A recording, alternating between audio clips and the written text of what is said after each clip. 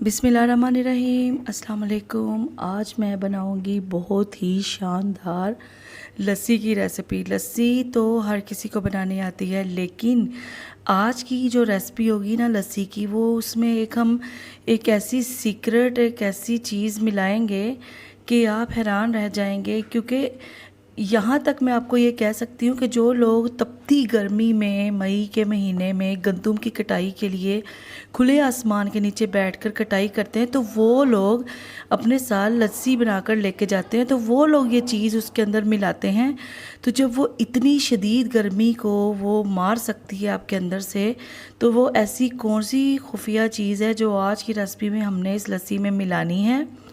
तो यहाँ देखिए, मैंने 2 चम्मच दही के मिलाए हैं और 2 चम्मच ही इसके अंदर दूध के मिलाए हैं।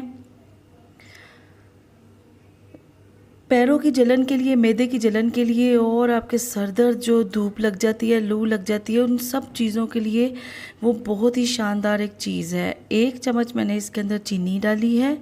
आज हम बना रहे हैं मीठी लस्सी। आप मीठी की बजाय नमकीन लस्सी भी बनाना चाहें तो उसमें आप एक चुटकी नमक डाल सकते हैं।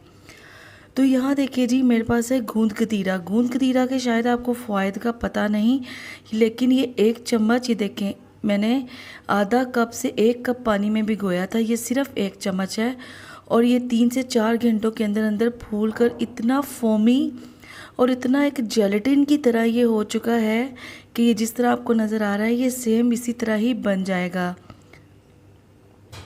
तो ये थी हमारी वो एक सीक्रेट टिप जो लस्सी में आज हमने मिक्स करनी है। इसके साथ आप जब लस्सी पियेंगे ना इसके साथ बनाकर, तो आप एक अलग सा एक ना अपने अंदर महसूस करेंगे कि आपको बहुत ज़्यादा ठंडक का एहसास हुआ है। तो यहाँ ये 1 चम्मच गूंद कतीरा था, फूल कर इतना सारा बन गया है। तो मैंने 2 से 3 चम्मच ये वाला जो बाद में बन चुका है ना, ये 4 गिलास लस्सी में शामिल करना है। अब यहाँ चम्मच की मदद से अच्छी तरह मैंने इसके अंदर मिक्स कर लेना है। आप अगर रेगुलर मैनुअली बनाना चाहें तो मधानी की मदद से भी इसको ग्राइंड कर सकते हैं। और इस तरह 2 से 3 चम्मच इसके अंदर पानी भी शामिल करेंगे। मैं इसको एक जग में डालकर जल्दी से सिर्फ 1-2 बार चलाऊंगी और ये बहुत ही स्मूथ, बहुत ही ज़बरदस्त, बिल्कुल एक इसका टेक्सचर आम लस्सी से ज़्यादा क्रीमी और मज़े का हो जाएगा। तो यहाँ देखिए, मैंने इसको एक बार हिला लिया है। जग में बहुत ही ज़्यादा फोमी, बहुत ही मज़े की लस्सी बनकर तैयार हो चुकी है।